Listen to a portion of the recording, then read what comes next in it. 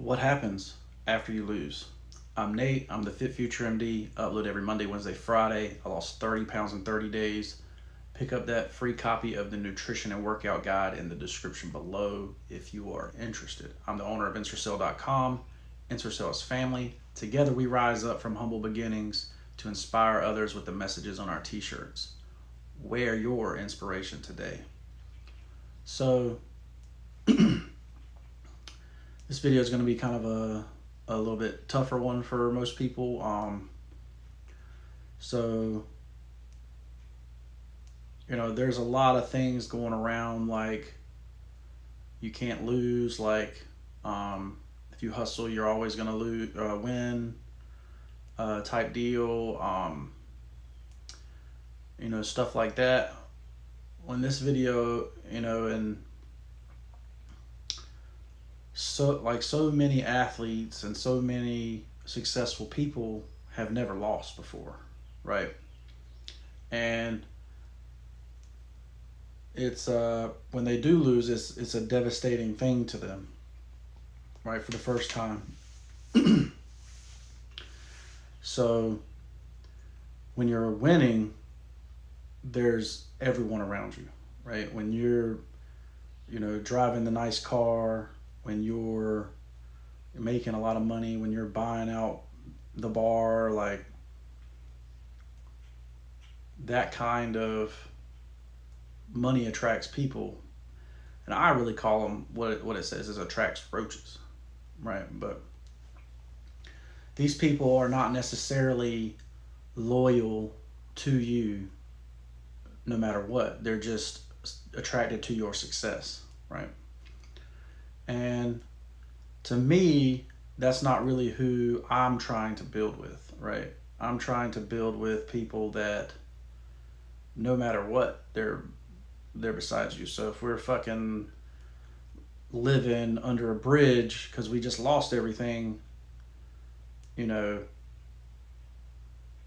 I expect them to be living under the bridge next to me, right? Supporting me, right? And so when I went through my first loss in life,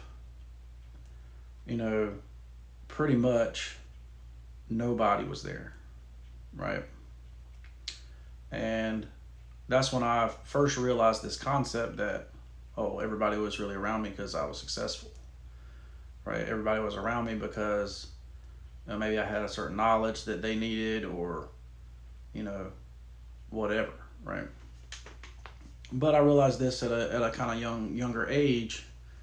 And, when this happens, that kind of puts you on the solopreneur avenue where you have a harder time trusting people, right? Because, those people that you thought were your close friends, they don't call you anymore. They unfollow you, whatever. Or even worse, they, betray you to a competitor, right? Stuff like that. So, and don't even apologize for it. But,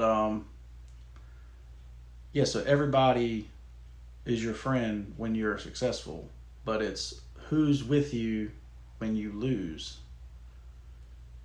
Those are the real friends, right? So keep that in mind, guys, when you're going through things, right? When you're successful, when you're, and it's obviously on the come up, they'll see you like, okay, this guy's doing big things, I'm gonna go with him. But as soon as something bad goes wrong, I'm out, right? Like those are the types of people I don't want around me, right? Maybe you do, I don't, right? But so then this little cycle traps a business owner into the solopreneurship, right?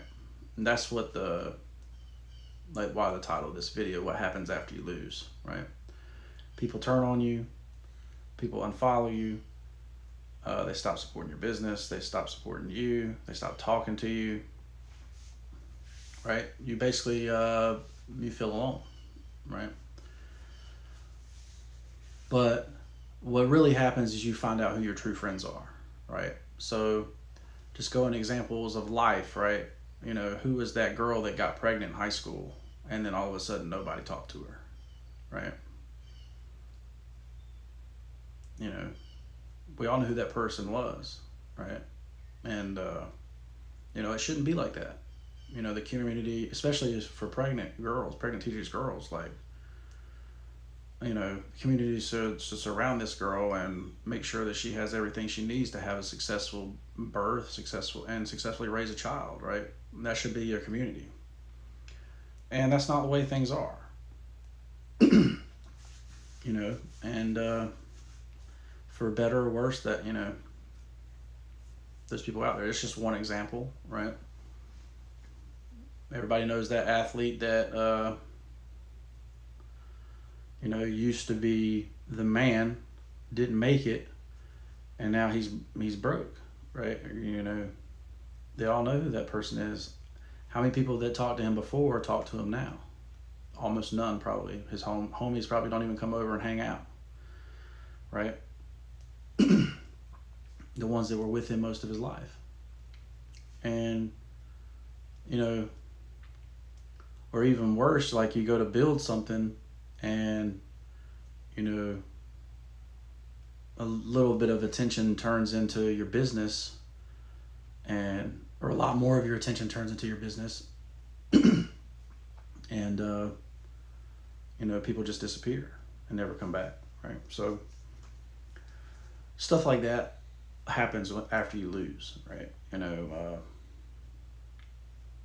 but the biggest thing is that when you lose, you learn the life lesson, right? You learn, you know, how to come back from nothing, right? Because the truth is, you have intrinsic value. You were born with intrinsic value. God made you in his image and made you to do great things. Just because you were unsuccessful at one thing doesn't mean that he's not making you successful somewhere else. Or that God needed you to learn that lesson so that when the next thing came, you would actually be successful, right? That's the biggest thing in losing, is what lessons are we learning, right? So, like I say, I've talked about where I pressed a whole thing of t-shirts crooked. What did I learn? Not how to press a t-shirt crooked. Right? Like, you know, I learned that, you know, the product I was using, I was not successful with that product, so I needed to try something else, right?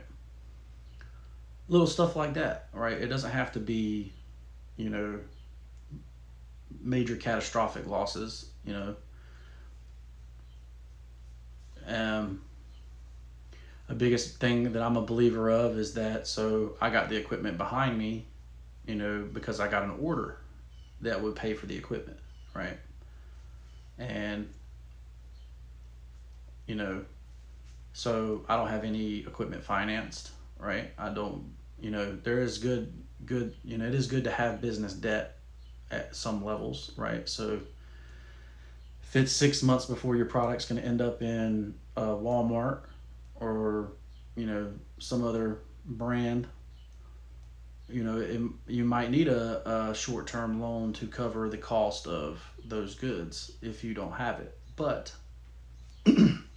you take a risk. It is a risk to take on those loans, because what happens if they go out of business? I mean, where's Bed Bath & Beyond right now? So imagine you had a pillow that ended up in Bed Bath & Beyond. You made 100,000 pillows, you know, say at $3 or $2. You know, that's 200 grand that you took a loan out on, that if Bed Bath & Beyond goes out of business, they probably won't pay you, right? So you have to think about stuff like that, like, you know, and when you are risk averse, it may keep you from big deals like that, right? But knowing that you know, if you lose one time, it'll teach you that you might not should take that big risk on one company, right? Because if you have one customer, if that customer goes out, then you no longer have a viable business, right? And I see that all the time, especially in, entrepreneurs that re-enter the workforce, right? Well, how'd you lose your business? Well, my partner left me after we lost the money, or my partner screwed me is a one that I see all the time. I see, oh well, that I knew how to work on this type of thing, and you know the industry went with this new product that I didn't know how to work on, so I lost all the business, right? Because I only had one customer, you know. But basically, like, that's a big lesson after you lose, is you don't depend on one customer. Like, one customer can't be 100% of your business, right? So no matter how big the customer is, like, you have to have multiple customers, so, in business. But just keep in mind, guys, even if you lose, it's not over until we win, right? I'm Nate. I'm the FitFutureMD. Upload every Monday, Wednesday, Friday. Leave your questions down in the comments below. Share this video with somebody that's lost before, right? Like, you got to know that there is a light on the other side of losing, right? When you're in the process, it feels devastating, right? But, you can succeed after a loss, right? I'm Nate. I'm the FitFutureMD, and we'll see you in the next one. Peace.